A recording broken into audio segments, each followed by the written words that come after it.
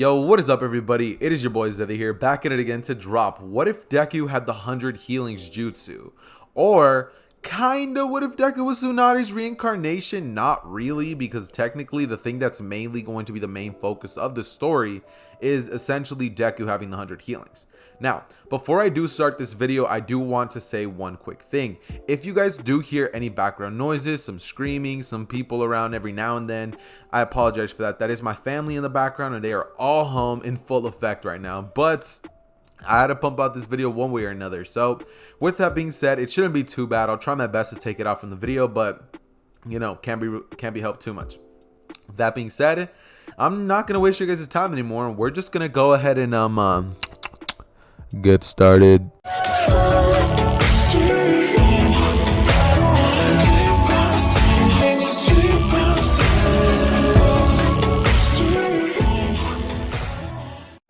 Okay, so this story is all going to start off on the day of Deku's birth. Like in the original canon, everything will basically go the same with two major changes to the story. Number one, in this version of events, Deku is actually going to be having Tsunade's blonde hair. However, he is going to be inheriting Inko's green eyes. Just cause, like, come on now, blonde with green eyes, bro. Like, I mean, I'm straight, but I can admit that looked good. I can see the comments now. No, but seriously though, Deku will be having blonde hair with green eyes. And after that, well, Hisashi will be like, hold on. I don't have none of this blonde hair. I got white hair. What is this, Inko? Inko will look at Hisashi and she's just like, dear, it's probably just a quirk or something. And this is when the doctor would come inside and see Deku. This is when they would actually notice a bigger change than just his hair color. He would actually have a birthmark on his head, the diamond marking of the 100 healings jutsu seal. This would be very odd, and they would then kind of just rub it off as some sort of birthmark. However, this is when the mark on Deku's head will start shining a sort of pink aura. And this would lead to the doctor and everybody in the building pretty much feeling a strong, powerful aura.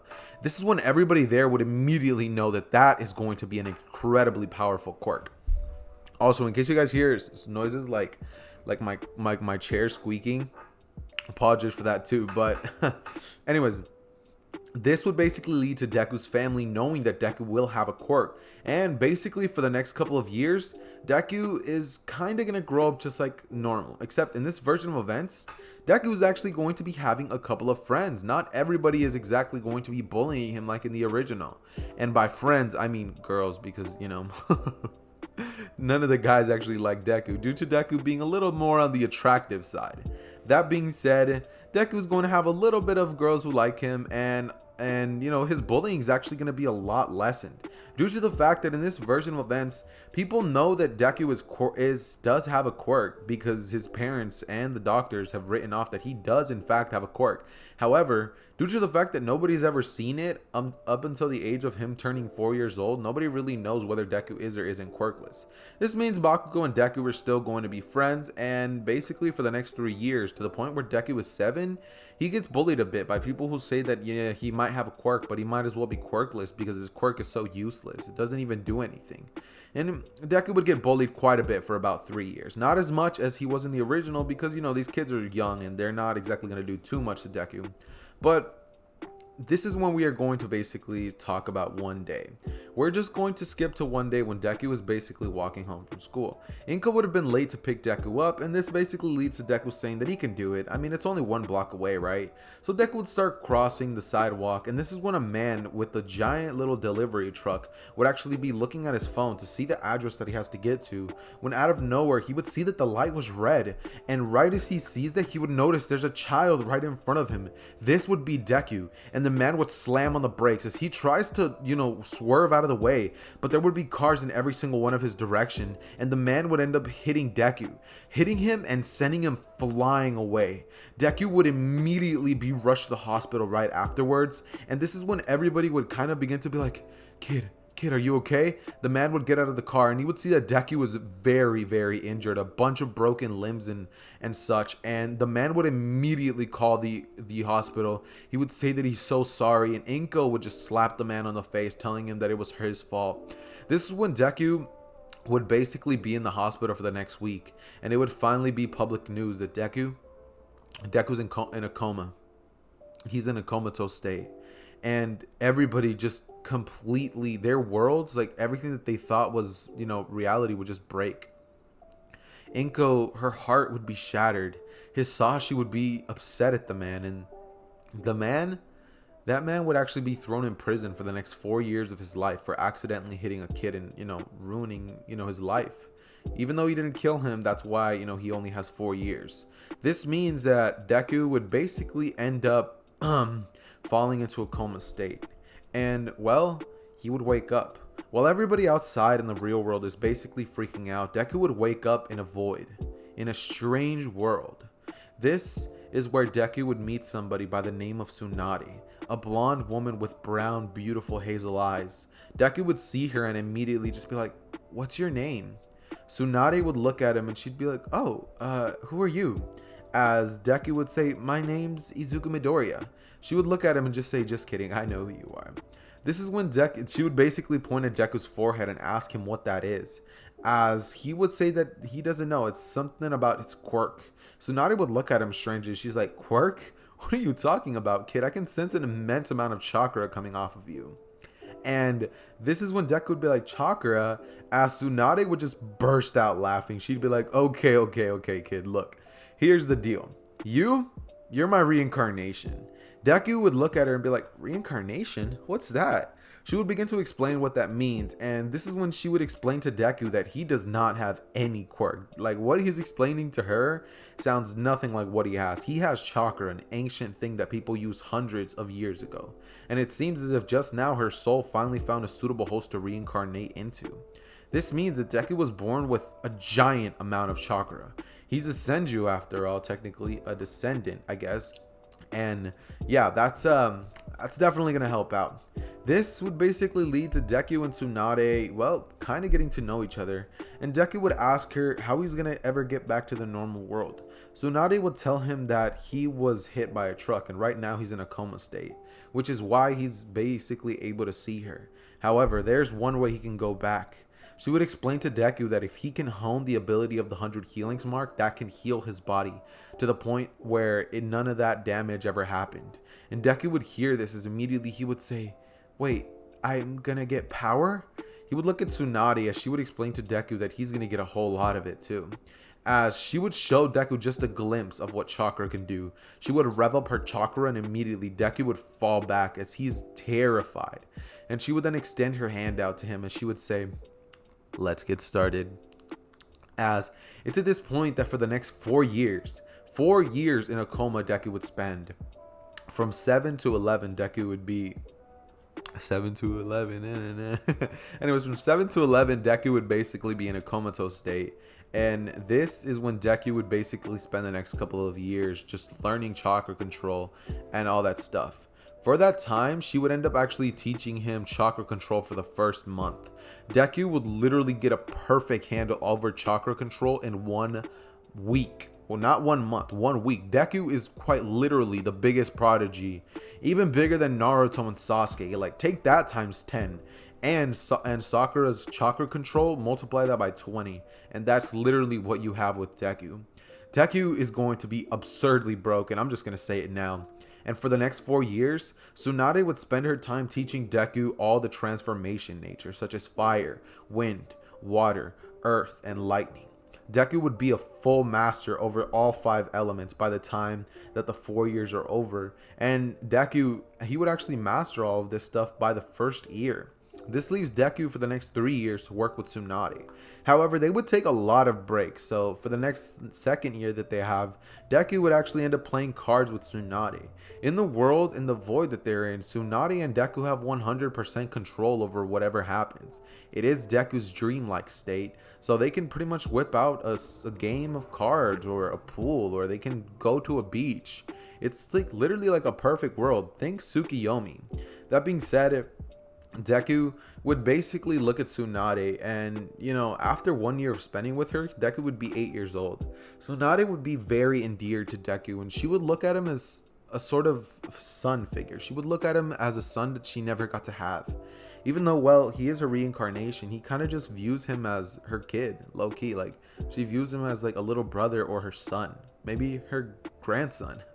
That being said, Deku on his third year would spend the entire first month learning how to combine chakra natures, basically like how to combine them and create new jutsus. He would get a perfect handle over all of this stuff, and Deku would then, for the third year, also start learning, what's it called? He would also start learning, I'm dumb.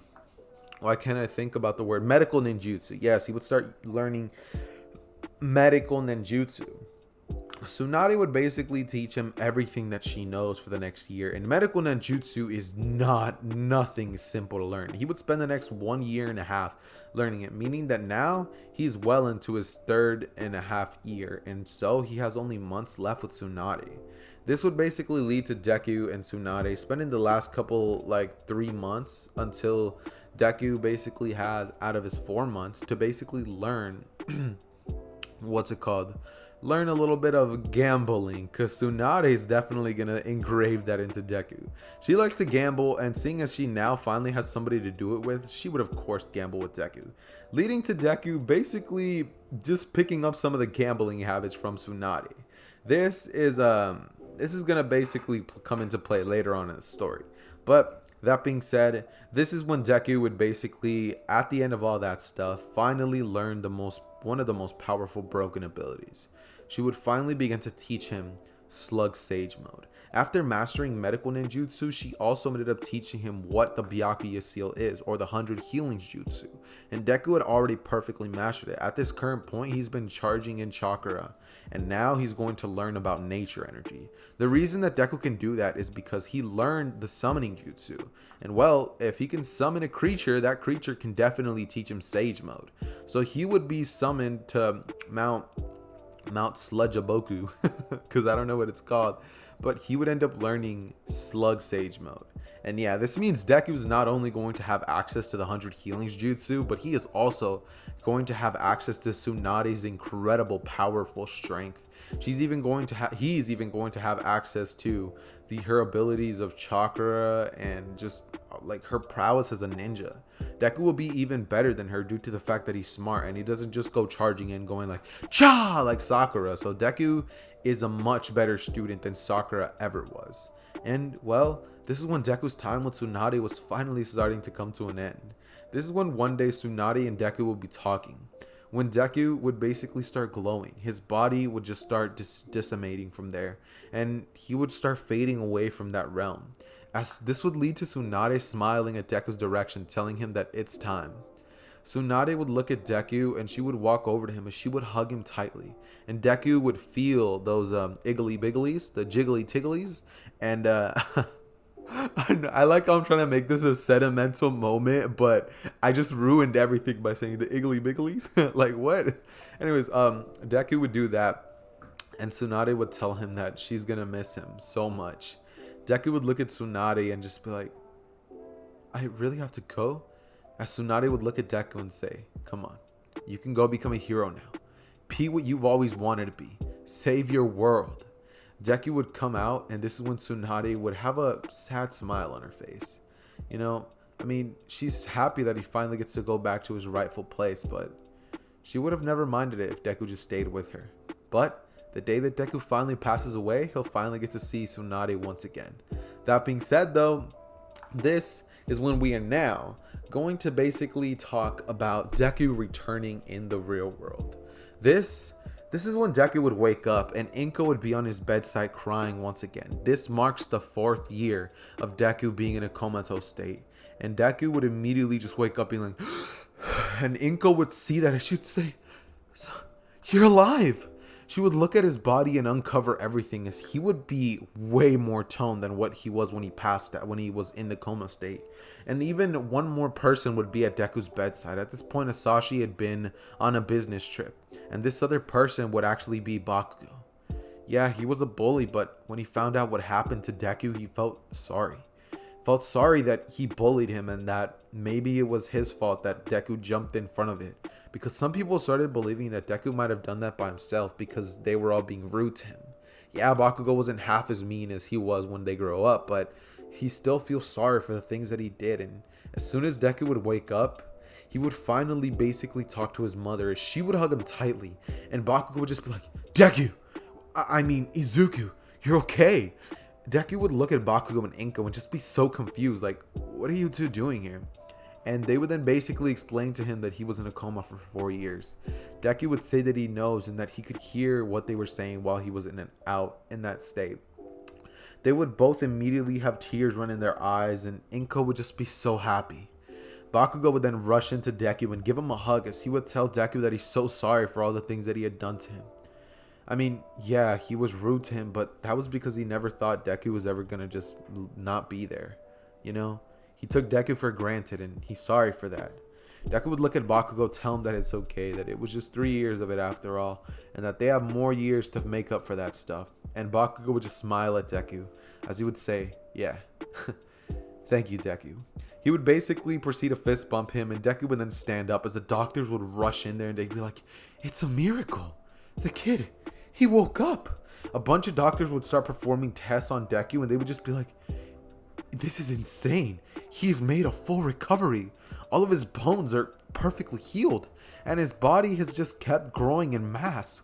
Deku at this point would be pretty ripped. I'm not gonna lie to you guys. Deku would be pretty, pretty bona fide, if I do say so myself. And this would basically lead to Deku finally being discharged from the hospital and going home. He would spend the next couple of years basically just hanging out with Bakugou and going back to school. He would live a very normal life, and he would actually show Bakugou that he's no longer quirkless. He's a powerful person. And now Bakugou and Deku spar each and every day, and well, they basically turned out to be some best friends.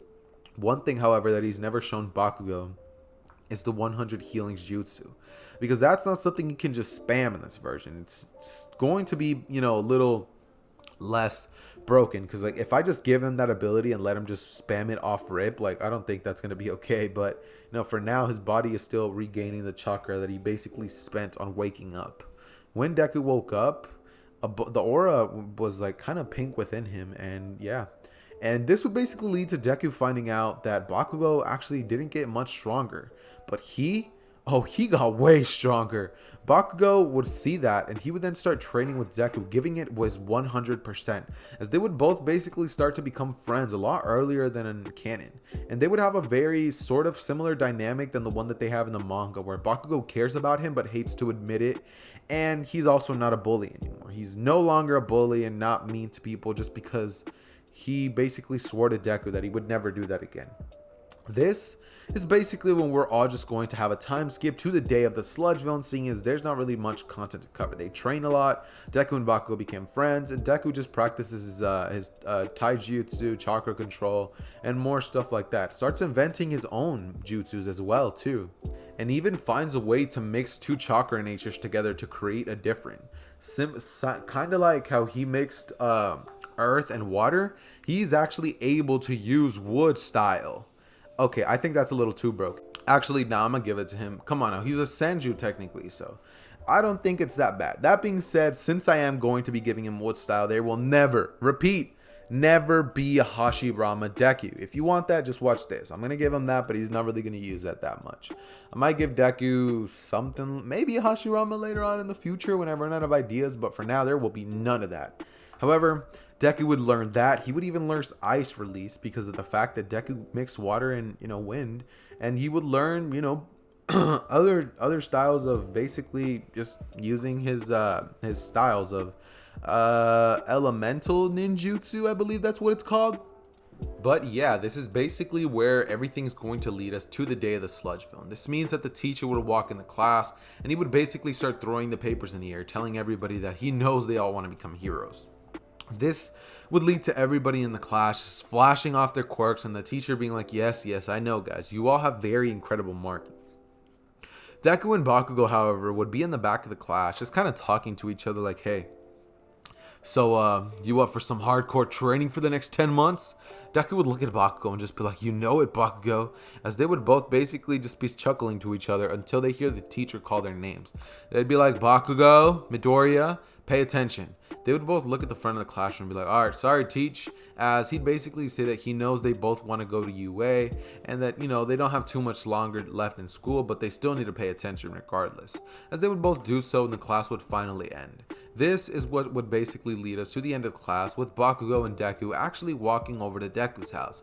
However, they're extremely excited because Deku actually just ended up downloading a brand new game with Bakugou, and this means that yeah, Deku is very excited. So instead of taking a normal path to school, they would take the tunnel as a shortcut. And since they can't use their quirks, you know, they can't do that. So they would basically take the tunnel. And this is when Deku would basically just start walking over with Bakugou until he feels a strange aura approaching them. This is when Deku would say, be on guard, Bakugou. As about 10 seconds afterwards, the sludge villain would jump out of the sewer tunnel and be like, give me your body, kid. As the sludge villain would notice Bakugou, but Bakugou would blast up into the air and he would then like start shooting up out of the sludge villain's reach. Deku would start walking on the walls and just be like, what are you doing here? And the sludge villain would be like, I need one of your bodies. No, give it to me. Give me your body, kid. He would then rush towards the two of them, and this is when he would basically start this is when he would basically start trying to lunge at them using his sludge substance to attack them. Deku would just be like, that's pathetic. And this is when immediately Deku would say, wood style, wooden cage, as a dome of wood would just surround the sludge villain, leading to the sludge villain getting perfectly captured. And right as that happens, Bakugou would literally just go back down to the ground, as it's at this point that All Might would basically be like, I am here. And as soon as he sees that, he would see like a giant block of like wood just sitting there. He'd be like, hey kids, have you guys seen a sludge villain around here? Deku would look at him and he would be like, oh yeah, All Might, yeah, All Might. Bakugou would look at Deku, nudge him on the shoulder, and just be like, play it cool, bro, play it cool. And this is when Deku would just look at All Might, and he's like, he's right there. As All Might would look at Deku, and he'd be like, wait, he's inside that? Deku would say, yeah, I trapped him there with my quirk. As Bakugou is the only one that knows that Deku does not have a quirk. However, he does have chakra. And this is when he would basically say, would you like me to release him? As All Might would say, sure. Because this is when Deku would just like create some weird, you know, ninjutsu style, some hand seals, I guess, or something like that, and he would break the jutsu as the wood would go back into the earth. This is when Deku would basically just be like, well, there he is, as a sludge villain would see All Might standing before him just smiling. This is when the sludge villain would try to jump on All Might, and All Might would basically be grabbed by the sludge villain. As this is when Bakugou would just immediately just feel the need to try to go over there and try to help All Might out. Bakugou would blitz over there and say, AP shot, as he would blast it straight at the sludge villain's eye. And the sludge villain would just let go of All Might immediately, leading to All Might being able to punch it and then splattering it everywhere. As Bakugou, Deku, and All Might would all pick up the pieces. All Might would take the sludge villain away. However, before he even got the chance to, he would go into a Small Might form due to the fact that it took him a little longer. And this would lead to him explaining to Bakugou and Deku the ins and outs of why he was injured, and you know that. He would then explain to them that he's actually looking for a successor and he actually can see limitless potential coming off of them. He would love it if they would both try to maybe train with him or something like that for the 10 months that they have before UA. And this is when Bakugou would just be like, oh hell, as Deku would look at Bakugou, he'd be like, hey, calm down. Bakugou would just be like, yeah, sorry. He'd basically look at All Might and he'd be like, yeah, All Might, I want to. As All Might would basically be like, great, young man. He would say, here's my number. Meet me at Dagamo Beach tomorrow. As they would both end up going home, playing that video game that they wanted, and they would both just be starstruck. They just met the #1 hero, All Might. I mean, dude, how would you feel if you literally met your idol? Like, I would be dumbstruck. But yeah, this is when they would both arrive to Dagamo Beach the very next day to basically train with All Might. And I'm not even gonna basically build this up. Bakugou gets 1 for all. Deku has absolutely zero need for All for One due to the fact that this man is broken. Wait, I said All for One? No, all 1 for all, not All for One. But Bakugou gets 1 for all. Some of you guys are probably cringing down below, just like, hey Zether, why don't you get it right, you freaking retard? And I'm just gonna be there like, hey, chill, leave me alone. But anyways, that being said, this is when we are now going to be covering the entrance exams where, oh wait, no, I skipped way too far ahead. I'm so sorry. No, this one we're going to be covering their training. See, during these 10 months, Deku would basically just be helping with Bakugou's training instead of really focusing on himself due to the fact that he's already leaps and bounds ahead of All Might. And so training to surpass more would just kind of make everything boring. Deku's already far more powerful than anybody in the entire verse, and he could honestly solo anybody at the moment. So him training, it's not worth it. Like, it would just make things even more boring. But that being said, he would basically help Bakugou with his training in Taijutsu, basically teaching him better hand-to-hand combat, and he would also be working out on his body. He'd be getting himself more ripped and leaned out.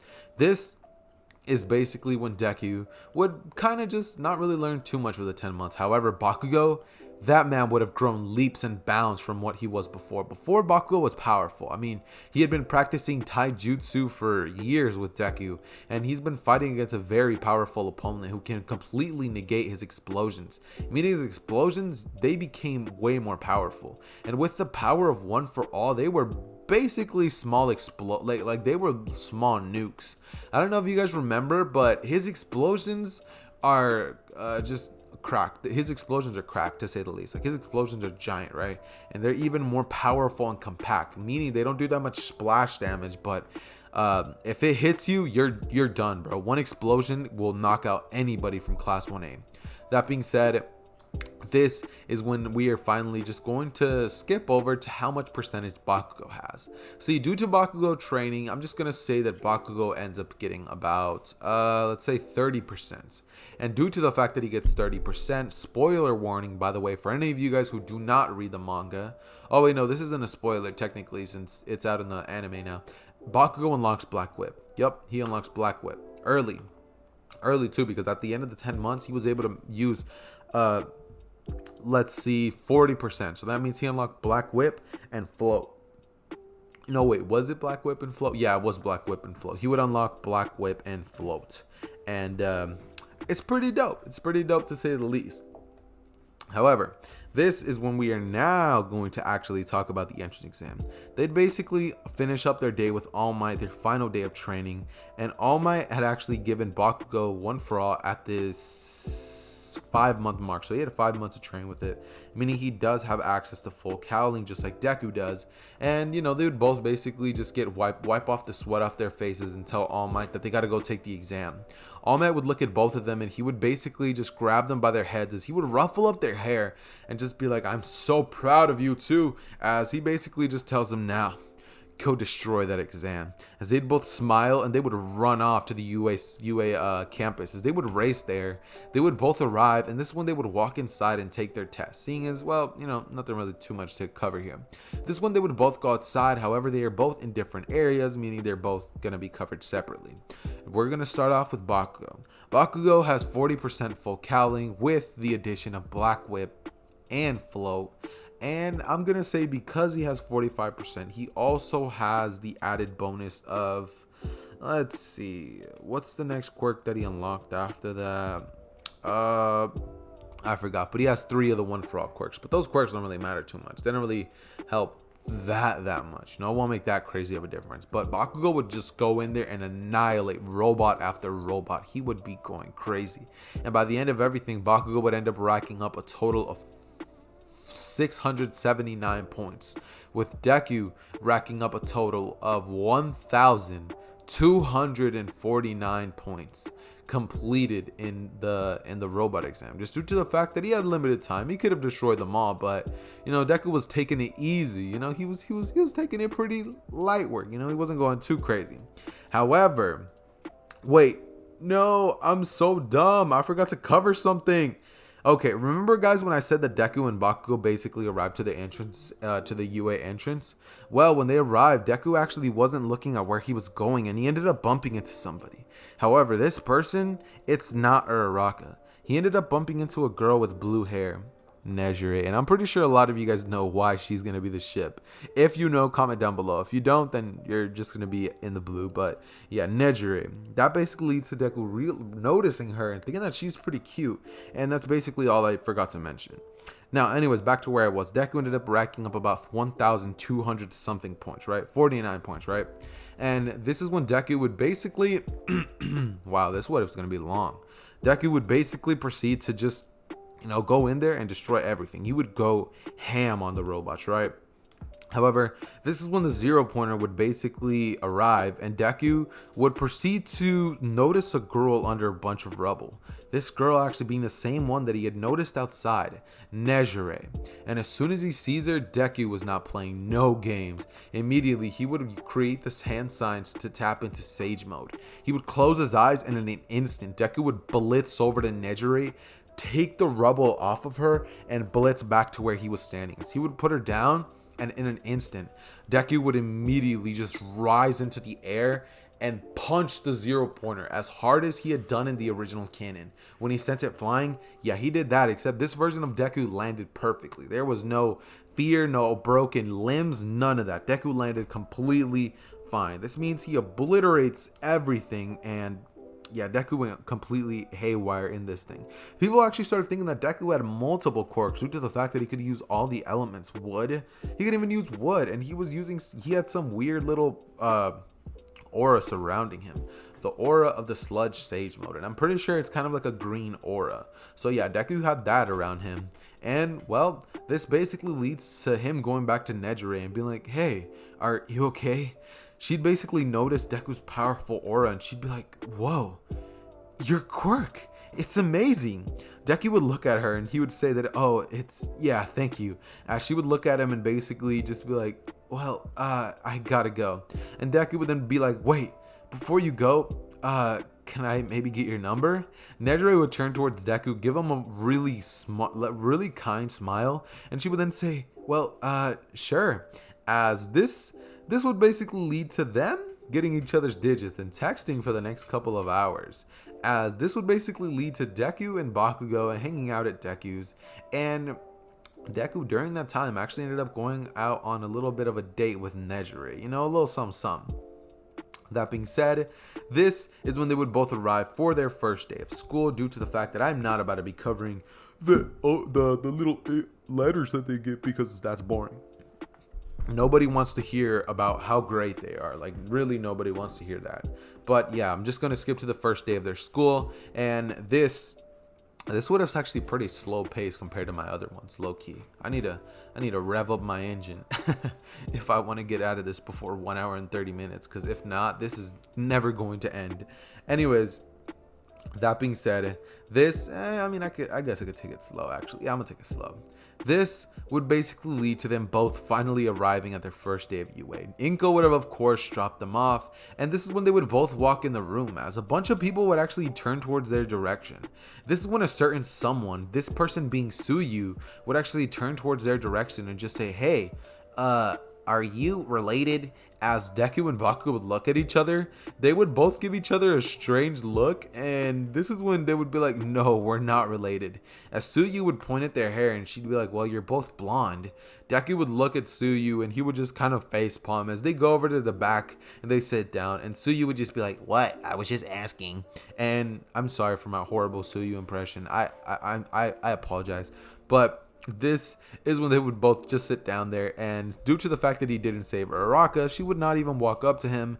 And since they're not going to be like sitting down weird, Lita actually leaves Bakugou alone. They don't go back there and put their feet up. They just turn towards each other and they just start talking like that in the desk. This means that Aizawa would wake up and the room would be a lot less rowdy than it was in the original. Apologies for my little brother yelling in the background. He's being very annoying. Okay, I am back. I went to go ask him to be quiet a little more. But anyways, that being said, this basically leads to Aizawa telling them all to put these outfits on and meet him outside. Uraraka would of course be like, wait, but what about the orientation? And Aizawa would give her a weird look of just like, ew, as he would say that there's no need for any orientation. They're not here to be told about how great they are and how much they're going to be growing. They're here to do the growing, and if she doesn't want to be any part of that, she can walk out that door. as Uraraka would just be like, and she would put on her outfits, just say no more. Everybody would immediately go get changed and they would meet Aizawa outside. Deku would notice Mineta peeking and he would just start chuckling with Bakugou, and they would both go outside anyways. But this is when they would be taking part in the quirk exam, and for the quirk exam, Bakugou would end up in second place with Deku ending up in first, just due to the fact that, come on now, like, our boys are amazing. Like they go hard with this, right? They go crazy. But anyways, I'm going to basically cover the quirk exam a little better than I usually do.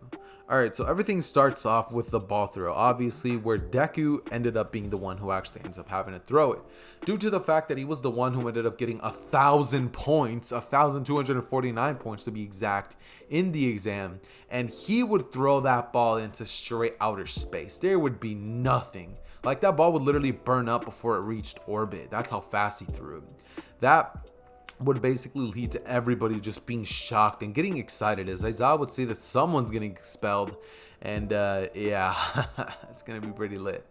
That being said, next thing that follows, the 50-meter dash. Deku would quite literally blitz it before the little the time thing could even register how fast Deku moved. Because, well, shinobis are really good at the body flicker, and it's basically a teleport techniques. I said basically, so for those of you Naruto fans down there like, the body flicker isn't a teleporting, you're just moving really fast. Shut up, alright? Just be quiet.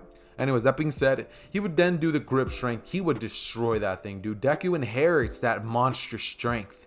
And for the long jump, yeah, Deku clears that. He even leaves a crater in the ground. The repeated side-to-side stabs, Deku Saitama's that thing. For the ball throw, you guys already know what he got. Space. And they would then basically have like sit-ups, push-ups, and chin-ups, I guess. Yeah, they would do that. This is when they would all basically go over and see their scores, with Deku knowing that he is in the clear. There is absolutely no way that he failed, that he abolished that thing. He basically Saitama the exam. I don't know if you guys have seen One Punch Man, but you guys remember when he took the hero license thing, where he basically had to take the little exam? Yeah, Deku pretty much did that to every little aspect of it.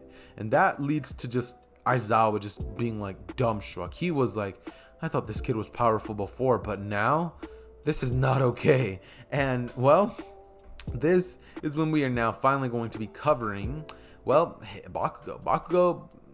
Actually, no, I'm not going to cover it. Bakugou did incredible as well. He got second place, and the rest of the rankings basically went as you guys would expect. That being said, this basically leads to, well, normal events. They would all basically leave with people muttering and talking about Deku along the way. I mean, I would too if somebody just completely destroyed all of my scores by like 1,000, and then the second runner-up did it by like 100. So yeah, they were definitely talking about the two students who got top 2. Momo would have actually tried to walk up to Deku and ask him how it is he's so strong, but Deku was gone by that point. And at that point, Deku was already at the front gate of UA, to which he actually was greeted to the big 3 of UA. Bakugou would be like, oh, who are they? And this is when Deku would basically proceed to meet. He would proceed to basically meet the big 3, that being Mirio, Tamaki, and Nejire. And Bakugou would actually end up hitting it off with Mirio quite well, with Tamaki being a little bit of a weirdo, just because he's a little bit introverted, so they're just like, he's weird. But Nejire would just be like, trust me, he's okay once you get to know him. They would take her word for it, and they would actually end up going out to, let's say, arcade, right? They would all go to arcade, and they would all hang out. Deku and Bakugou would both take a pretty big liking towards Mirio, and by the end of things, Tamaki would open up to them a little bit, right? This would lead to them all finally being able to talk to each other, and well, this is when we're basically just going to skip to the day of the heroes versus villains, because honestly, they just have a whole ton of fun that day, and they basically create a group chat where they text back and forth. It's pretty dope. That being said, this would lead to, well, the next exam, where it is basically the pro heroes versus villains. No, wait, not the pro heroes versus villains, but the heroes versus villains, which is what we're going to. Oh my god, I cannot talk right now. Which is what? Oh my god. Which is which is what I am going to be covering right now. Okay, that's better. That's better. Yeah, which is what I'm going to be covering right now. That being said, this is when they would all be in class after a relatively normal day, and All Might would bust in through the door saying, "I am here. Put these on because the clothes make the pros." And, you know, they would all get suited up with the little "My Hero" song playing in the background. I know you all know what I'm talking about when I said that, but yeah, that song would play, and everybody would step outside as they would all have their dope outfits on. Deku literally has the Hokage robe as his hero costume because yeah, he saw Tsunade wearing that and he wanted to pay some homage to that. He also had Tsunade's little weird bath, like his, no, not bathrobe, but her robe, right? He has like a little bit of a robe design similar to hers, just due to the fact that, you know, he wants to pay some respects to the woman who trained him up. So yeah, that's basically what Deku's hero costume is going to be. And for what the teams are going to be in this version, the teams are going to basically consist of Deku and Mineta versus Bakugou and Todoroki. As soon as Deku got paired up with Mineta and he saw who that kid was, he just sighed and just face palmed as Mineta was just like, I gotta be with Mr. Popular instead of one of the girls. He was just like, well, whatever, at least I'm gonna pass. And this is when Baku would look at Deku as he would wink and say whoever loses has to buy lunch for the other person.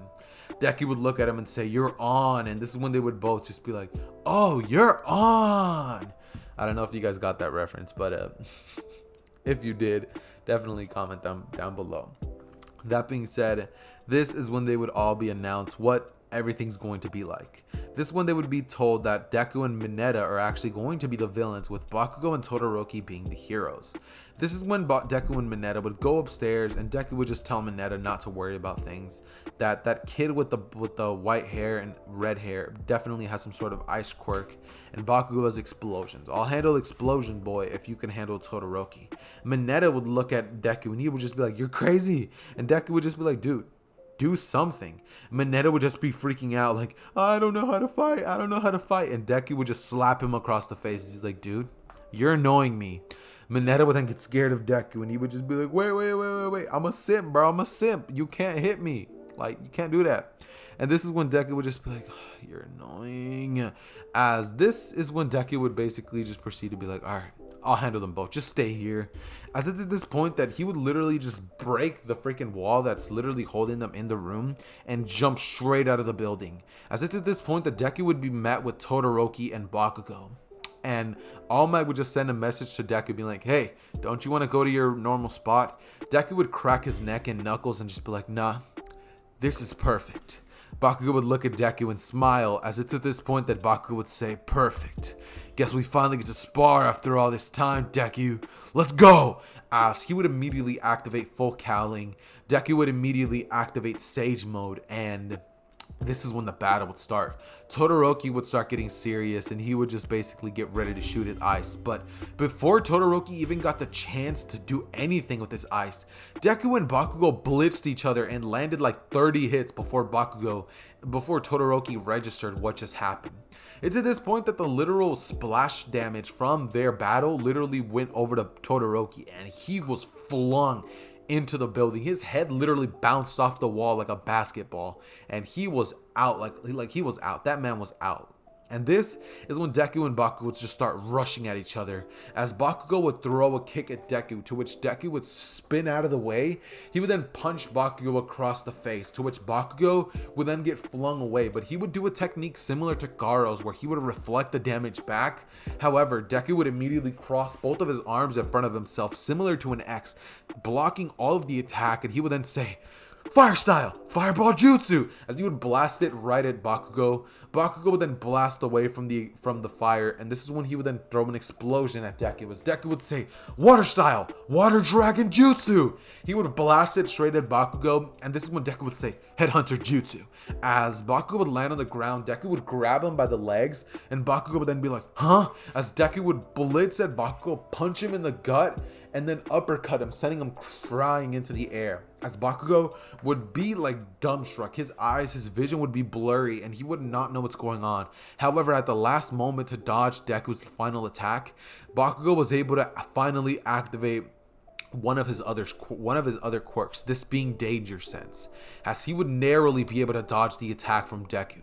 This is when Deku would rush at Bakugou again, as he would have used a wind style to basically propel himself farther into the air and keep up with him. As this is when they would both basically start fighting mid-air, and Deku would say that this is pretty fun, huh? As Bakugou would just look at both of his hands and just be like, this power. He would then rush at Deku, as Deku would just say, it's over. As it's at this moment that Deku would end up using his wood style and create the Buddha statue with 1,000 arms, as it would rush at Bakugou, and that man would get GG'd completely. It's at this point that Bakugou's danger sense would kick in, and he would dodge the first like 200 harms, but afterwards the rest of them just completely obliterated him. Bakugou literally looked like Flat Stanley afterwards, and if it wasn't for Deku's ability to use his medical ninjutsu, he would have never hit Bakugou with that much force. But after that, and Bakugou was like literally at death's door, Deku just healed up Bakugou, and Bakugou was just like, okay, dude, how do you always pull out these new powers, dude? Like, what is this, dude? This is not okay. He's like, right when I thought I was catching up to you, like, what's going on? Mineta would have literally been watching from the hole that Deku had left behind, and he would have just been shaking. That man would just be like foaming from the mouth from how impressed he is. And this is when Deku would, after all is said and done, would end up going on a date with Nejire, and Bakugou would end up going to hang out with Mirio after school.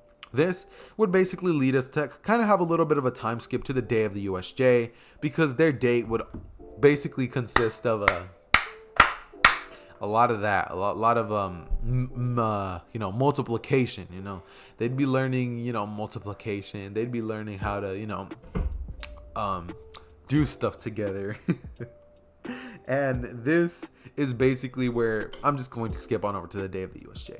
They would all be on the bus, and this is when they would all arrive, to which 13 would give her a lame and boring speech that nobody cares about. Literally nobody cares about. Speaking of 13, how would you guys feel about what if Deku had a black hole Keiki Genkai? That actually sounds pretty dope. What if Naruto had a... Hold on, let me write that down before I keep going. I'm probably, when I come back, I won't know what I was talking about, but I'm just going to keep going from the USJ, but I need to write this down. Give me a second. Okay, I wrote it down. Anyways, right where I had left off, basically this is when they would all get off the bus. 13 would give her lame speech, and it's at this moment that Deku would finally realize that there is multiple presences in here, due to the fact that Kurogiri had just finished placing all of the villains inside of the USJ arena. This is when Kurogiri would immediately arrive in front of all of the students, and Bakugou and Deku would actually rush straight at Kurogiri. Actually, no, Deku wouldn't rush at him. He would first assess the situation. Yep. He would assess the situation and start looking for what he can use to take this thing down, right? He would immediately start forming the signs for a wind style jutsu. However, before he even got the chance to do that, Kurogiri had already teleported everybody to their respective locations. This would lead to a very similar thing happening with Mineta and Tsuyu. However, Mineta wouldn't be scared. As soon as he saw he was paired up with Deku, he'd be like, oh, we'll be fine. We'll be fine. And this is when Deku would finally bust out something that I think you guys are all very, very familiar with. Deku, at this point, would literally just arrive to the middle, the center where everything was going on. He would see Aizawa was getting his head beaten by the Nomu, and Deku was not about to play any games. At this point, the rest of the villains were getting handled as they were in canon, with Bakugou actually helping other people way more than he did in the original, due to the fact that he's way more powerful. He would then arrive right next to Deku, and Deku and Bakugou would both power up to their max output. Bakugou alone was enough to scare the Nomu into submission, and as soon as Shigaraki saw that, he really said, "Kurogiri, let's get out of here." But before he got to leave, Deku showed a slight glimpse of his power, activating Sage Mode and flaring his aura as much as he possibly could. Shigaraki literally fell to his knees as he was getting teleported, and when he arrived in front of All For One, he was breathing heavily, just like, "Master, there is somebody much more powerful than what we had expected. His power was incredible." He would look at All For One, as All For One would just be like, "What do you mean, boy?" as Shigaraki would just be completely just terrified of him. Deku would immediately just smile at Bakugou as he would see that he actually did pretty great. And Bakugou would just be like, huh, I did great. Did you see what you did to that guy? You literally put him on his knees when you showed off your power. I mean, I remember the first time you showed me the Sage Mode Jutsu. That thing is incredible. Think I can learn it? Deku would look at Bakugou and say, look, you can't learn chakra. It's not in you. And Bakugou would just be like, oh yeah, huh? As this is when the cleanup would happen. And on this villain side, all for one, after seeing the state that Shigaraki is in, he would get angry. And he would raise his voice at Shigaraki saying, how dare you? As he would breathe in and calm down. This is when he would look at Shigaraki and say, well, it looks like we'll have to start this operation a lot sooner than I had hoped. Shigaraki, be ready, for you are about to go through an operation which will raise your power to levels even beyond that man. You will destroy this world and you'll bring about a new era, an era of only the powerful surviving and the weak will be crushed beneath our foot. As Shigaraki would smile at his master, and this is when the project of Shigaraki, manga spoilers, would basically happen. They would work on Shigaraki, or Dr. Ujiko would, and he would start working towards his perfection a lot sooner than they had done in the original. This would lead to the 1 week break, which they will be having, which will basically just kind of be Deku hanging out with Nejire, Bakugou, and Bakugou actually ended up finding out his own little love interest, his being Uraraka. Deku and Nejire would have definitely been hitting the books. Come on now, because they're both very smart individuals. You know, they were trying to do a little bit of studying.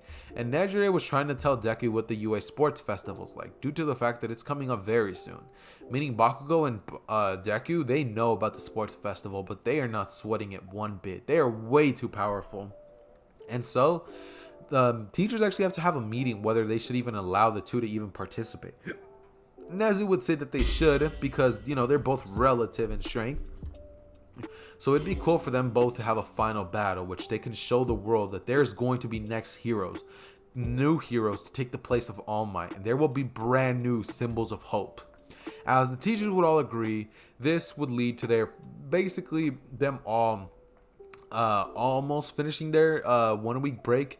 However, before the 1 week break can actually finish, Deku would actually end up meeting the dragon hero Ryuk, due to Nejire just being like, oh yeah, also this, after this you're probably going to have to choose an internship. So if I was you, I would actually recommend Ryuk. She's the one who's been doing most of my work studies. And Deku would just be like, huh, awesome, can I meet her? So he would basically go meet Ryuk, and I bet many of you guys can guess where Deku's going to be going for his internship. Yeah, you guessed it. Anyways, that being said, Deku and Nejire would do a little bit of multiplication, addition, subtracting, you know, all that stuff. And this is when they're finally going to arrive to the day of the UA Sports Festival, where Deku would, of course, be told that he has to give the speech, and Deku would give a speech. I'm not even going to say what he said because I'm horrible at speeches. Like, I'm awful at it. However, he does it, and everybody gets pretty excited. Even the other classes get pretty hyped up for the UA Sports Festival. And this is when Midnight would announce the race. As Deku, when he sees Midnight, oh, he's checking that out. Midnight reminds him of a certain somebody that he used to know. He wasn't attracted to Tsunade in that way, but when he saw Midnight, woo, he was waking up, if you get what I'm saying. Anyways, that being said, this is when we are basically going to have the race, where Deku's going to blitz it. Deku is definitely going to blitz the race with Bakugou, meaning that he and Bakugou actually ended up getting first and second place in this version. And if Deku wasn't in the story, this would probably be what if Bakugou got one for all and was even more broken than in the original. I might do that. I might do that someday where Bakugou's the main character, but for now, probably not. Anyways, that being said, this would basically lead to, well, after the race, they would actually be announced that they're going to be having a different event. And due to me not really liking the cavalry battle because it's just so boring, like, it's awful, I'm going to have a different little event happening. Instead, they are going to be having a capture the flag event in which there will be teams of 15. There will be 4 battles due to the fact that a lot of people passed the race, but there will be teams of 15 and they will all basically be going against each other trying to capture the other team's flags. Deku and Bakugou would be on 2 different teams respectively, and this would basically mean that the team that captures, the person that captures the most flags from each and every little squad would basically win. Actually, I said teams of 15, but instead I feel like it should be teams of 5. And each winner from each one would basically be allowed to go on to the next one. Deku would of course be on a team and Bakugou would be on a separate team. Everybody who you basically would think would win, and Shinso would end up winning due to the fact that he has a quirk which can allow him to like just drop people. Like, they will have to listen to all of his whims and wishes, and this would actually lead to people realizing what Shinso's quirk is and seeing some importance within him. However, everybody who won in the original basically ends up winning, and this is going to lead us into the battles. The first battle will be Deku versus Shinso. Deku will basically be in the waiting area where he actually is hanging out with Nejire. He's over there in the 3rd year area. Due to the fact that they're both having a little bit of a break, it's due to the 2nd years being the ones who are actually doing stuff right now. And Deku would honestly just be flirting it up with Nejire, to be honest. Like, that's really what Deku's doing. She would wish him luck, and Deku would say that not to worry. He has this in the bag. But this one, Deku would step into the area, right? And his battle is, of course, still going to have to be against Shinso. This means that when Deku looks at Shinso, he would immediately just be like, this is going to be way too easy. And he would then look at Shinso as he would say, hey, you better just quit before I have to stomp you. And I have to bury you with this. As he would literally create a wooden shovel, he would then say, the shovel. If any Crown Fiend watchers are here, you guys get that reference. I asked Crown Fiend if it was okay to, implement that into my story, and man said it was all good. So for those of you who are like, how dare you copy Crown? Well, I kind of asked for permission, and that's my boy. So, I feel like he'll be fine with it. Anyways, that being said, as soon as Deku would basically take that out, the match would be announced. And it's when Shinso, right before Deku has a chance to do anything, Shinso would look at Deku as he would say, very beautiful girlfriend of yours, am I right? Deku would look at Shinso and he would get angry. He's like, hold on now, I know you ain't talking about my baby girl. He'd be like, watch your mouth. As before he even got to finish that sentence, Deku would lose the ability to control his body. It'd be completely gone. That would vanish. Deku at that moment would wake up in a different place. And this is where he would see Tsunade. He would see that she was sitting down by a waterfall, and Deku would walk over to her. He would say, wait, Tsunade? He would look at her. She would turn around and see Deku way grown up. Deku at this point is 16 years old. So when she would look at him, she would immediately notice who this is, and she'd be like, oh my god, you've grown so much. She would then pull Deku in for a hug, and it's at this point that Shinso would basically just have told Deku to walk off the stage, to which he would, and after he does that, he would take off the mind washing ability. This is when Deku would look at Tsunade and they would have a little bit of conversation where in their time, everything slows down. So Deku has the chance to tell her about what's been going down, how much her training has helped them. And he would thank her. He would honestly fall into tears. He would tell her that if it wasn't for her, he would still be a weakling. And he would just honestly just cry with her. As Tsunade would tell him not to worry and that he needs to win this battle. And Deku would basically say, right. But right before he even gets a chance to snap out of it, Deku would be snapped out by Shinso. And this is when Deku would just be like, all right, I'm right. As he would notice he already lost. Deku would immediately frown a little bit and he'd be like, well, at least I got to see her. He would walk up to Shinso, and Shinso was honestly expecting Deku to be angry. But when Deku walked over to Shinso, he just told him, thank you. Shinso would look at Deku and just be like, for what? I beat you, kid. Shouldn't you be mad? Deku would look at him and just be like, can you put me under the brainwashing one more time? There's something that I have to say. As Shinso would just be like, sure. He would brainwash Deku, and it's at this point that Deku would basically see Tsunade once more. As he would run over to her, he would then say thank you for everything. And it's at this point that Shinso would take Deku out of it, as he would ask why he said that. Shinso would then be told by Deku why he wanted to be put under brainwash. He said he just wanted to check something, and Deku would walk away smiling. As he would then go over to Nejire, he would just smile, and he would just think in his head that, "Till I see you again, Tsunade." As it's at this point that Deku would basically be kind of upset at the fact that he lost, yes, but he's happy that he saw Tsunade. This means that Bakugou will end up being the winner of the UA Sports Festival, and so we're just going to skip over to the day where they're all picking their hero names. Deku, he would have actually ended up having the perfect idea come from Tsunade. She would tell him that his hero name should be Prince. And Deku would pick just that. Deku picks the hero name, the medical hero, Prince. Prince Suna. Prince Suna? Yeah, Prince Suna, I guess. Yeah, Prince Suna, that's his name. It's kind of whack, but I mean, I honestly can't think of anything else. Prince Sanin? Prince Sanin? Yeah, I'll go Prince Sanin. Now, the medical hero Sanin, medical Sanin? I don't know. You guys pick the name. I don't even want to pick the name. My names are god awful. Anyways, and for his agency, he would of course pick the pro hero Ryuk, meaning that he's actually going to go internship with Nejire, so they're going to spend 0 time apart. However, there is one bad side that comes to this. Due to the fact that Deku doesn't go with Gran Torino, Bakugou's the one that goes there. And due to the fact that Bakugou isn't close with Ida gets clapped, bro. Like, Ida gets destroyed by Stain. That man don't come back from the dead.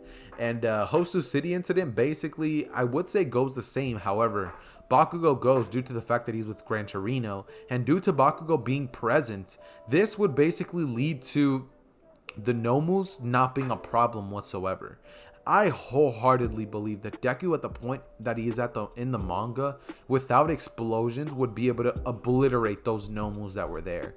So I feel it's safe to say that Bakugou would do just that as well. So Bakugou would basically handle all the Nomus in Hosu City. And as for the internship that Deku has with Nejire, with Ryuk, he'd spend most of his time flirting, barely paying any attention. And in terms of battle, he doesn't really need anything. He doesn't learn anything from her. Quirk doesn't work in terms of Deku's quirk for himself. Instead, he kind of just learned how to run an agency, and that's pretty much what happens for the Hosu City stuff. And yeah, now that that's over, we only have a couple of things to basically cover in terms of the story now. So this is when we are basically going to be having a funeral for Ida, to which everybody attends, and they're all pretty upset, meaning that the morale for Class 1A would be pretty low. And due to the fact that they lost a student, UA would be under a lot of pressure. But one good thing that will come out of this is something that you shall see later on. So this basically leads to them all having the little race where, they basically try to lift up their spirits and see how much they've grown from their internships, leading to Deku and Bakugou winning their own separate races respectively, and this would lead them all to being told about the UA finals, which Nejire would tell him that they're most likely going to be having to fight against robots, but it's not for sure, seeing as the second years didn't have something like that happen. I think they had something different. Deku would take her warning about what the finals is going to be about, and Deku would honestly not be worrying about that. What Deku would actually be trying to do the most is doing a little bit of real studying, not the other kind, but normal kind. And of course, he would be with Nejire, so he'd do that type too. But during that time, what Deku would mainly do is hang out with Bakugou. They would both be kind of hanging out playing video games due to the fact that they really haven't had any bro time recently. And this would lead to Bakugou and Deku honestly just kicking it together. They'd be having a pretty good time. They'd be hanging out. They'd play some basketball. That's your boy's favorite sport. And they would notice that the Milwaukee Bucks ended up winning the finals. Bro, that's insane. I know this is on a little bit of a tangent, and a lot of you guys are just like, bro, what are you talking about? But bro, Giannis finally got his ring. That's crazy. I honestly thought that he was going to be one of those people that was so good, but he never ended up getting a ring. And that's insane. I honestly thought that there was no hope for them, but hey, props to them. That being said, I am getting way too off track for the video. I'm not a basketball channel. I'm an anime channel. All right. Anyways, you guys don't want to hear anything about that. This basically leads to the day of the finals, to which Deku, of course, ends up basically acing the exam. A lot of the people who end up passing in the original events of the story end up passing, and the people who fail, of course, end up failing. That being said, this is basically going to lead to the actual battles, to which the battle is going to be a wash. All Might actually rigged it to where he's going to be fighting Bakugou and Deku, and he just wants to see how far they've come. And All Might, bro, you should have never done that at all. Like, I know you have more than you know, what you had in the original in terms of your time limit, but these kids are god tier now. Like, there's not a thing you gonna be able to do about it. I don't know if you guys have heard that one meme where it's like, let him get up, let him get up, let him get up. That's basically what happens to All Might, bro. They stomp on this man. And this basically leads to the forest training arc, to which I'm not even going to cover. Remember how I said that there was something that was going to be changing in this version? Well, that is literally what changes. Due to the fact that Deku ended up basically scaring Shigaraki a lot, he ended up having the perfection procedure done on him. And this version of Shigaraki is going to be perfected to 100%. However, that is something that's going to happen way later on. They still got a couple of months for that operation to be a success. That being said, the forest arc would happen. A lot of things that you guys would believe would happen would honestly remain the same. And the forest training is honestly not really too much. Think of the forest training kind of similar to what they had on the 1 week break, because that's literally all it is. They're only going to be there for 1 week to train up their quirks, and that's basically what really ends up happening for the forest. That being said, this is when we are going to have them all go back to school, and they will be told about the provisional hero license exams, to which Deku and the class would go, and this would basically go a lot different than it did at canon. Instead of class 1A having a very difficult time to take out the bunch of opponents that they have to, they would have a very easy time. Deku has incredible jutsus, water style, fire style, lightning. Like, the man is broken, and what Deku ends up doing is use his water style, flood jutsu, as he would basically literally do what the jutsu's name is. He would flood the area, leading to the people who threw the balls at class 1A all missing. And this leads to Suyu getting them all out of the water, and then they would all pretty much just hit the people's targets that Deku ended up knocking out. And due to the fact that he knocked out plenty, he ended up getting a bunch of points. Deku, he's pretty much going to be the MVP for Class 1A. And after Mrs. Choke and Aizawa see that, Aizawa just kind of face palms, thinking that this kid always lets them have an easy time. He even did the same thing in the forest training when Mandalay knocked them off the mountain. This basically leads to them all passing, except, nope, everyone passes actually, except for Todoroki. He still hasn't gotten over his weird obsession with his fire. Therefore, he and Inasa clashed, and they were hating each other, so they both ended up failing still. However, Bakugou in this version of events ended up passing. This will lead us all into them all finally arriving to class, with most of them having their hero license, their provisional hero licenses, that is. And this is when we are now basically going to cover the overhaul arc, the Shisaki arc. Okay, we start this one off with Deku and Bakugou just knowing what's about to happen. Nejire, of course, would have texted Deku to be ready for her, and she would walk into class, you know, looking like a snack, right? She would look like a snack, right? Deku would see Nejire, and you know, he would of course be like, "Ooh, I see you," and you know, all that, you know how Deku would react, honestly, right? Anyways, this would basically lead to them all walking in and trying to explain to them that they basically need experience. However, before Nejire even gets a chance to finish what she was going to say, Mirio would just butt in and just be like, meaning that I need to fight each and every single one of you guys. And Nejire was just like, no, wait, don't fight them. Deku's there. Deku would just be like, hold on now, are you doubting me? And Nejire would be like, no, I'm not doubting you. It's just that he's like a third year and you're first. Deku would look at Bakugou and just be like, bro, hold my stuff. Before the class even gets a chance to fight all together, Deku would literally look at Mirio and just say, all right, how about this? Mirio, I know you're great and all. Like, Mirio, don't get me wrong, I love you, bro, but like, she thinks I'm weaker than you. I gotta prove her wrong. This is when Mirio would look at Deku and just be like, I got you. He would wink at his direction and just be like, I'll let you in. And this is when Deku would immediately he would be playing no games. Absolutely none. And he wouldn't even activate Sage mode, bro. That's how bad he's about to do this, man. Bakugou would notice that and be like, oh no. And Deku, before Mirio even gets a chance to do a thing, bro, he would surround himself with a lightning cloak, blitz Mirio, punch him straight in the gut, and send him crashing up to the ceiling of UA, sending him flying out all the way to the point where he got sent all the way outside to the river, where if you guys remember the new season of the anime, the one that they basically had to save Mirio from, he sent him all the way over there with one punch. And Mirio, it's safe to say that Deku had to save that man afterwards. He had to heal him real good. That basically leads to Deku saving him. Oh, and also one thing that I wanted to add, Deku actually ends up healing Ingenium. He actually ends up healing Ida's brother. If Ida would have literally just waited and asked Deku or told him what happened, Deku could have healed him. Like, bro, it's just a spine, bro. He could have healed that immediately. That's nothing. That's light work, bro. But yeah, Deku could have definitely healed what's it called? His brother. Ida was already, DED, so he couldn't do that.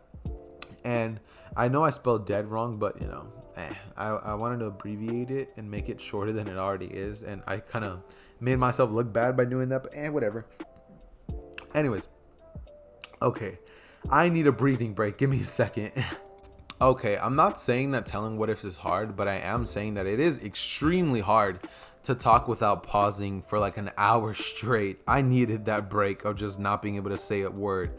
So yeah, anyways, as I was saying, this basically leads to Deku healing up Mirio, and Deku, instead of going with Ryuk in this version, would actually end up going with Mirio. She would have actually said that Ryuk is actually going to have a different person going with him, that being, Uraraka, and Bakugou would be pretty happy about that, due to Deku going over there and realizing that she's actually really not a really nice person. So Bakugou would be pretty happy with that, and the reason that he's happy is because Bakugou is dating Uraraka in this version, in case you forgot. But that being said, this is when Deku would have very normal situations happen, like in the original, such as Deku arriving with Mirio, and Mirio basically telling Deku that he has to make Tsunade laugh. Deku would try to, however, the man couldn't make Tsunade laugh. Therefore, Tsunade was basically going to tell Deku to take the stamp away from him. But in every single future that he saw, Deku always, and I mean always, took the stamp away. There was not a thing Deku could do about it. None at all. Deku was like, no, not Deku could do about it, but there was not a thing I said overhaul, dude, I'm so dumb, but if only I could get this right. There was not a thing Tsunade could do about it. Like, absolutely none. There was not anything Tsunade could do to keep that stamp away from Deku, so he ends up just signing it, and it's at this point that Deku and Mirio basically end up going out on patrol, to which they would both kind of have a normal situation. They'd go out on some normal patrol, and Mirio and Deku would honestly just be broing it out, to be honest. They'd be having a pretty chill talk, they'd just be like, "Oi, Mirio, what's up?" Mirio would just be like, "Nothing much, bro. You having a good time?" Deku would look at Mirio and be like, "Dude, this agency is pretty awesome." As Mirio would look at Deku, he'd be like, "Yeah, Tsunade is pretty strict, but he's pretty cool once you get to know him." And this leads to Deku being like, "Yeah, you can say that again." This is when Deku would basically just be walking across a street that has an alleyway with it, when Eri would rush in and bump into Deku. Deku would immediately just be like, "Huh?" He would look down and grab Eri as he would see that she looks hurt. Deku would immediately put his hand on her as he begins to heal her with his chakra. And this is when Overhaul would walk out of the shadows, as Mirio would immediately know who that is. This is when Mirio would just give Deku a stare, which lets Deku know who this man is. And Deku would just feel the fear coming off of Eri. He would just see the way that Eri is in terms of her body language towards that man, and Deku would immediately get filled with rage that Deku has never felt before. That man had done things to this girl, and he's going to pay for that. Deku would literally rev up his chakra and just say, "Hey, Mirio, do me a favor." He would look towards Mirio's direction as Overhaul would walk out of the shadows.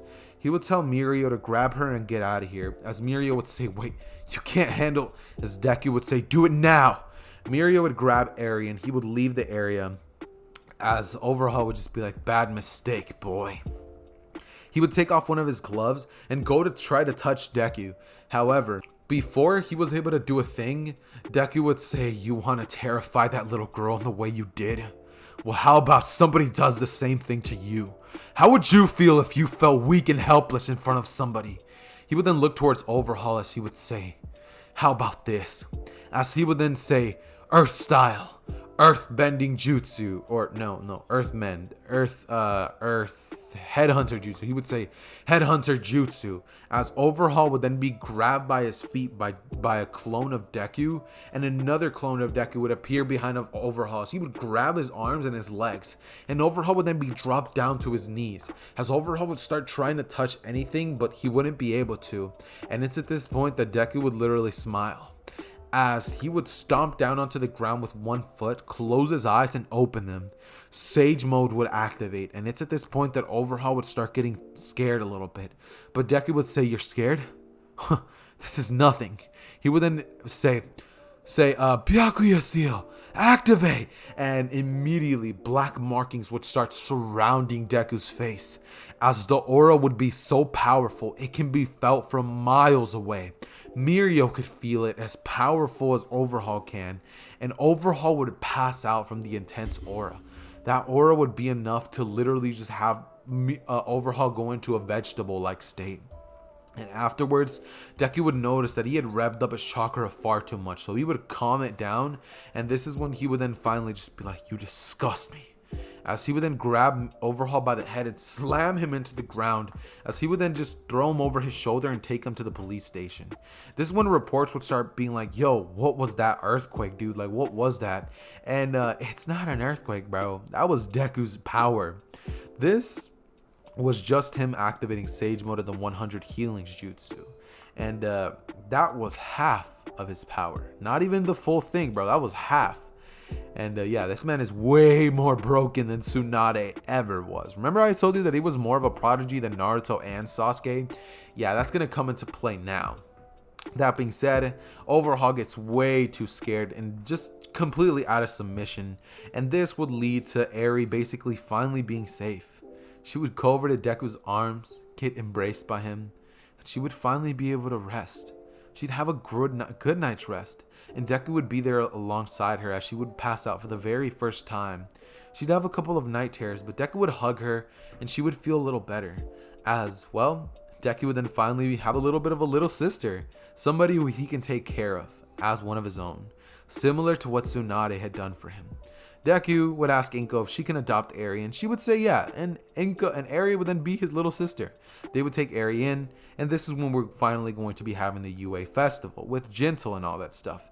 Deku would still of course forget all the stuff that he needed, therefore he would still end up having a body clap Gentle, folding the man, say it with me guys, like a lawn chair. And this is when we are now going to finally just have a little bit of a big, huge time skip. It would be a month, like months worth of a time skip, where we're just going to skip on over to the day of Class 1A versus Class 1B.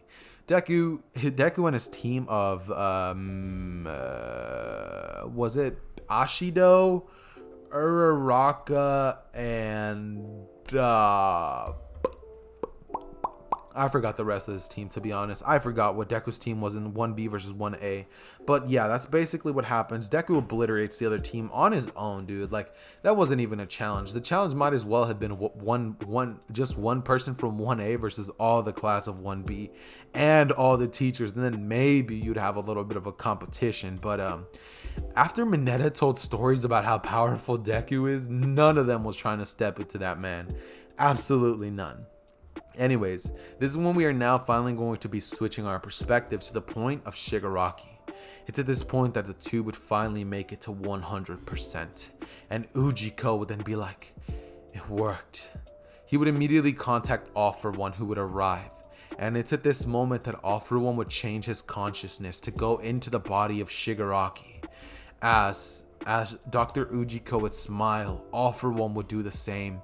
And they would both look at each other, as it's at this point that All For One would take over Shigaraki's body completely. And he would then handle a little bit of a problem that's been on his side, bugging him for a couple of months. The Liberation Army. And he's going to do that basically to test out the power of this new body. This would lead to him decimating that entire city. Everybody who was and wasn't part of the Liberation Army would get obliterated. They would all decay. And this would lead to the heroes being aware of, a brand new threat. This would lead to Deku basically realizing that, and All Might as well as a bunch of other pro heroes would arrive on the scene to try to help. However, 100% Shigaraki is still 100% Shigaraki. And the biggest hope for them to win was Mr. Aizawa. However, he was back in the class with the rest of the students, so he wasn't even there to help them out.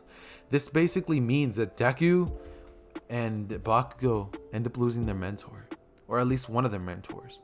They lose All Might.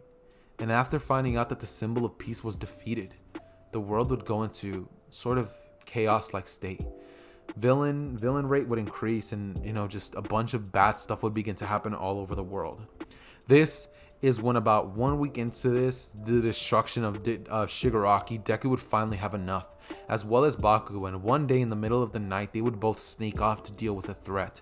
They would arrive to the last seen location of this monster, and they would both immediately, as soon as they would arrive, they would immediately activate their quirks. Bakugou would be using Black Whip and Flow to basically keep Deku off of the ground, due to the fact that they realized that the entire cities have been decimated by just one touch, or so reports say. One hero ended up actually escaping with his life, and this hero would be Mirko. Mirko would have been the only one who would have escaped to bring back the news of a threat so powerful that she doesn't know if they'll be able to handle it. It's at this point that Deku, Bakugou would have their final battle.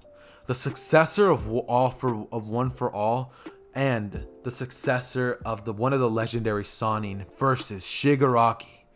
Basically the incarnation of evil. They would square up, and this is when Deku would activate the 100 healings jutsu. The black markings would begin to spread. He would activate Sage Mode. He would look towards Bakugou's direction, who at this point is at 70% of One for All's potential. They would both look at each other, nod, and in an instant, Bakugou would fling Shigaraki into the air, or All for One at that, and he would then basically fly, as Shigaraki would just start smiling. This is All for One. Every time that I say Shigaraki, I refer to All for One. Would smile, as he would basically start using his black tendril attack to try to hit Deku, but it's not fast enough. And Deku would move so fast into the air that he's literally having the same effect of My Guy. This is when Deku would start charging up attack after attacks. However, he would notice that Shigaraki's regeneration is on a completely different level. It's almost similar to that of his own. And this is when Deku would actually be caught off guard by Shigaraki. He would get touched by Shigaraki's decay, which would cause one of Deku's arms to get blown off, but Deku would cut it all off, and the arm would immediately regenerate.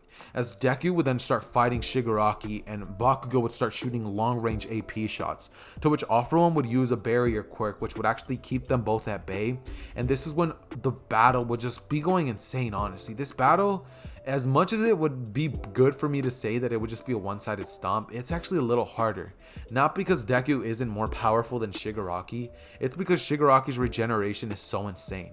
However, this is when Deku would remember a certain jutsu that he usually doesn't tend to use, sealing jutsus. Deku would look at Bakugou as he would say, "Katsuki, distract him for me." Bakugou would nod his head as he would use Danger Sense and all the quirks that he has available, as well as a long-range one to keep Shigaraki away from them, which would give Deku enough time to summon a weapon which can seal him away forever. And Deku would tell Bakugou to get out of the way, as Bakugou would use an explosion to blitz out of there. Deku would then rush at Shigaraki, and he would slice him with the wooden sword, which would actually be which would actually be one of the weapons in the Hidden Cloud Village, which actually ended up sealing the Inkaku Ginkaku brothers long ago, which would lead to All for One or Shigaraki getting sealed up. And that would mark the ending for What If Deku had the 100 healings jutsu. I hope you guys enjoyed this story due to the fact that it was pretty dope, and I also hope you guys enjoyed the gameplay in the background. I played for about 40 minutes, but afterwards I got a little tired, so I ended up just replaying it in the video. I don't know if you guys could tell, but I'm pretty sure I put a little bit of a timestamp that basically told you guys that I just replayed it from that point on. So for those of you who did like watching me play Storm 4, definitely recommend it down below in the comments, as well as for those of you who have been wondering what's happening with the Naruto what ifs. Trust me guys, I promise that I'm going to keep doing Naruto what ifs. It's just that My Hero Academia is my main source of content on this channel. Many people here are here for the My Hero Academia contest, but I do understand that there's a large majority of you guys who love my Naruto content. Therefore, I'm going to try my best to try to pump out more Naruto content in the future, but for the next week or so, the content is mainly going to be focused on Deku. However, soon I'm thinking of doing What If Naruto had a Black Hole Genkai. In case you guys are hyped for that, I will be doing a poll and you guys will be letting me know if you guys want that. That being said, I love each and every single one of you guys. I hope you guys enjoyed the What If, seeing as I had a lot of fun making it. And with that being said, it has been your boy Zether and I am out. Peace.